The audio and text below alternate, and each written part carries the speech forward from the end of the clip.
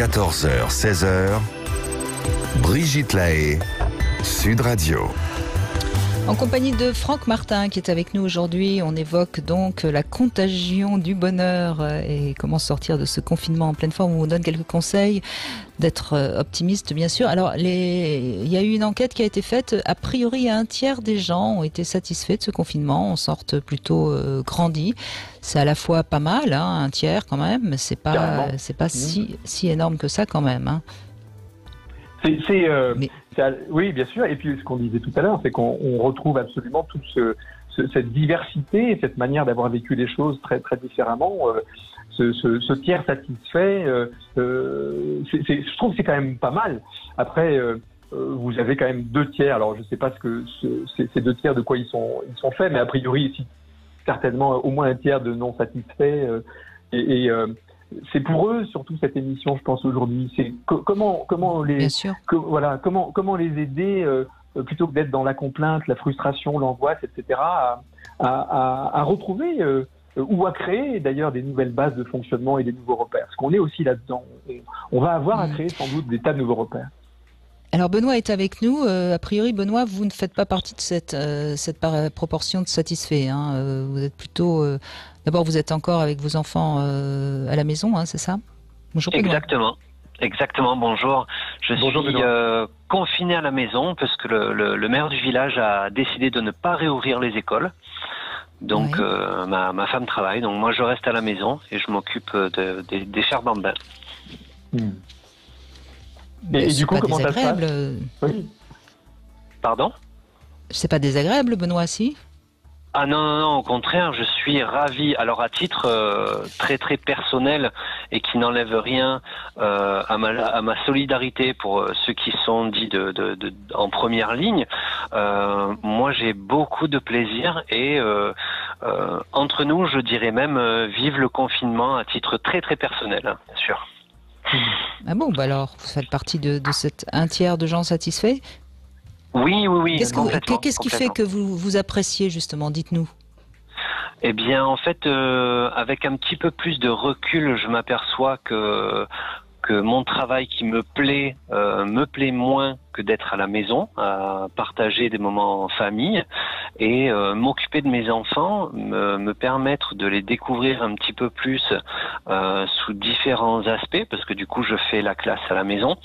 Je me rends compte qu'ils sont intéressants et qu'ils ont beaucoup de qualités pas que j'ignorais, mais que j'apprécie à leur juste valeur. Ouais. Voilà. Oui, vous n'aviez pas le temps d'apercevoir vraiment. En fait, Benoît... Cela étant dit, Benoît, c'est intéressant ce que vous dites et je l'entends vraiment. Je crois qu'en effet, ce temps suspendu vous a permis de découvrir un peu mieux vos enfants, de découvrir aussi qu'on a des tas de choses à faire quand on a du temps. Peut-être que si vraiment c'était comme ça tout le temps pendant des années, vous finiriez par avoir envie de retrouver le monde actif. Ah, je vous rejoins. Du coup, je caresse l'espoir d'un changement peut-être à mi-temps. Faire quelque chose d'un petit peu plus partagé, avoir plus de temps pour soi, pour son groupe familial, mais conserver quand même une ouverture sur le monde et un échange avec la vie réelle. Mais c'est vrai que le confinement m'a ouvert les yeux.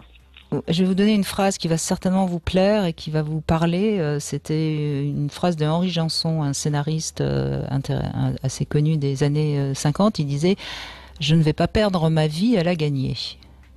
Ah, c'est vrai, oui. Mais je pense que je suis pas le seul. Voilà, moi je faisais volontiers des heures supplémentaires et des choses comme ça pour participer déjà à l'effort de la société et pour avoir plus d'argent, hein, bien sûr, en fin de mois. Mais c'est vrai que cette quête du revenu, si on peut, en changeant quelques objectifs dans sa vie, contribue quand même à améliorer sa qualité de vie au quotidien. Ouais. Voilà, je sais que j'ai entrepris quelques changements et que je vais continuer dans ce sens pour essayer de mieux gérer. C'est ça. Trouver le juste équilibre entre gagner sa vie, bien sûr, parce qu'il faut quand même mettre du beurre dans les épinards, un peu plus même. Oui, mais ne pas non plus être tout le temps dans le toujours plus, parce que c'est vrai qu'à un moment donné, on se crée, on n'a plus le temps, du coup on est obligé de prendre quelqu'un pour faire des choses qu'on pourrait faire soi-même. Enfin, c'est une sorte de course même, vers le plus. Il y a même quelque chose, Benoît et Brigitte, à quoi on assiste, c'est que la manière dont les entreprises vivent cette crise sanitaire qui devient une crise économique est très différente. Alors vous avez effectivement des gens qui ont des entreprises qui vont en tirer parti, et puis vous en avez d'autres, et beaucoup d'autres, en très grande majorité, qui vont avoir beaucoup de mal. Et en fait, toute la difficulté va consister à voir comment est-ce qu'on peut pas arrêter, puis comment on peut arrêter de faire plus, parce qu'on était dans le toujours plus, comme le disait Benoît, et là on va être obligé de faire mieux. Alors peut-être que le mieux entraînera du plus, mais en tout cas dans un premier temps, une chose est sûre, c'est que si vous êtes chef d'entreprise et que vous demandez à vos collaborateurs de rattraper la crise et que vous leur mettez encore plus de stress, ça va être terrifiant. Encore plus quand vous allez avoir des gens qui vont rentrer de confinement, qui vont reprendre une vie plus classique en termes au niveau du bureau, et qui vont avoir du mal à supporter justement ce que Benoît disait, c'est-à-dire cette espèce de différence de vie où là, Benoît, vous redécouvrez vos enfants sous un angle différent, et j'imagine bien que vous avez peut-être du mal à vous dire comment je vais reprendre ma vie d'avant. J'ai une de mes amies qui me disait reprendre la vie d'avant, ça me terrorise.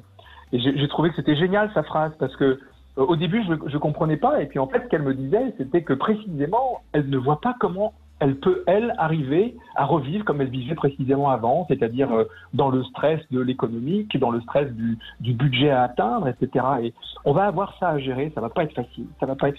Oui, mais ce que je trouve intéressant, c'est que Franck, vous et moi, on sait très bien prendre un peu le temps, et on n'était pas du tout dans cette course effrénée, mais il y avait une sorte d'accélération du temps qui était un petit peu générale, et là, je suis ravie, Benoît, de vous entendre, et j'entends beaucoup de personnes comme vous, Benoît, qui ont pris ce confinement comme une sorte de retraite intérieure, de voyage intérieur, et qui ont envie de vivre autrement.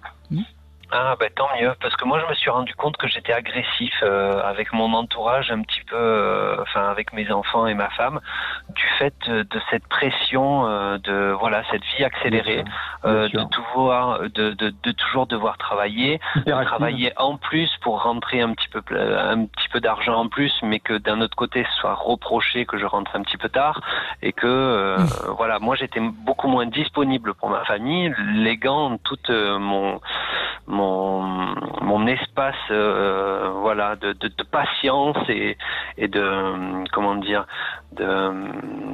pas de convivialité, mais le fait d'être conciliant au travail. On est tous devenus d'un coup des générations Y et Z. Vous savez, ces fameuses générations dont on parle, les générations Y et Z dans les entreprises, ce sont plutôt des jeunes a priori. Ça a commencé dans les années 80, les jeunes qui sont nés dans les années 80-85, et en fait qui restent dans les entreprises, non plus par rapport à ce qu'ils gagnent et par rapport à ce qu'ils font, mais par rapport à la manière dont ils se sentent reconnus, estimés. Et aujourd'hui, cette crise va accélérer cette prise de conscience qui va faire que même des anciens comme moi ou comme d'autres qui ont entre 40 et 60 ans vont devenir eux-mêmes des générations Y, comme vous, Benoît. C'est-à-dire qu'à un moment, je me dis, mais est-ce que je peux continuer comme ça? Mais non, c'est pas possible. Je peux plus passer à côté de mes gosses. Mes gosses sont juste formidables. Ce que vous disiez au début, c'est génial. Mes gosses sont formidables. Non mais c'est dingue. C'est quand même fou qu'on soit arrivé, grâce à cette merveilleuse crise sanitaire, si j'ose dire, à prendre conscience que nos enfants sont des génies. Je trouve ça génial, moi. Ah, complètement. Puis déjà soi-même. Pardon. Oui, allez-y, Benoît. Il y a même un autre outil de développement personnel incroyable et qui est tellement sous-coté, c'est votre femme. Mais parce que d'abord, avant tout... Elle est exceptionnelle, et je m'en étais pas rendu compte non plus. Avant toute chose, on est tous, chacun individuellement exceptionnel, et peut-être qu'on n'en prenait pas assez conscience et qu'on était toujours en train de courir après les autres ou je ne sais quoi. On fait une petite pause, Franck Martin, puis on se retrouve tout de suite. Merci Benoît de ce témoignage en tout cas. Brigitte Lahaie, Sud Radio. Réagissez et participez à l'émission au 0826 300 300.